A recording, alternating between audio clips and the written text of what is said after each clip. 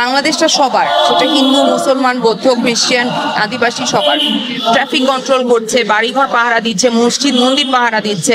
মানুষ হিসেবে সবচাইতে আগে সংস্কার দরকার। এই আন্দোলন সফল হয়েছে বলে একটা স্বস্তি আছে, কিন্তু যেই নৈরাজ্য আসলে তৈরি হয়েছে সেইটা ভীষণভাবে আমাকে কষ্ট দিয়েছে, অস্থির করেছে। আর তারপর আবার আশাও অনেক জাগিয়েছে, কারণ আমাদের স্টুডেন্টরা রাস্তা পাহারা দিচ্ছে, ট্রাফিক কন্ট্রোল করছে, বাড়িঘর পাহারা দিচ্ছে, মসজিদ মন্দির পাহারা দিচ্ছে, সমস্ত রাস্তা পরিষ্কার করে ফেলেছে।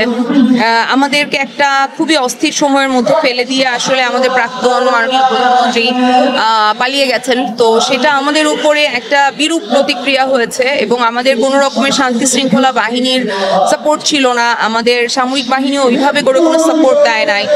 তো এই অবস্থায় আসলে যতটুকু আমরা সামনে নিতে পেরেছি অনেক, বাট যেই অনাকাঙ্ক্ষিত ঘটনাগুলো ঘটেছে সেগুলোর জন্য আমি খুবই লজ্জিত। এবং অ্যানাউন্স করা হচ্ছিল মসজিদে যে ডাকাত পড়েছে, তো তারপর আমি আসলে চিৎকার করে পুরো এলাকার যারা আছে সবাইকে ডেকেছিলাম যাতে সবাই উঠে যায়, কারণ আমি মনে করি যে সম্মিলিত একটা শক্তি অনেক বেশি শক্তিশালী হয়। ডাকাত আর কজন থাকবে, আমরা যদি এলাকার সবাই জেগে যাই তখন আসলে ডাকাত আসবে না, এবং তাই হয়েছে।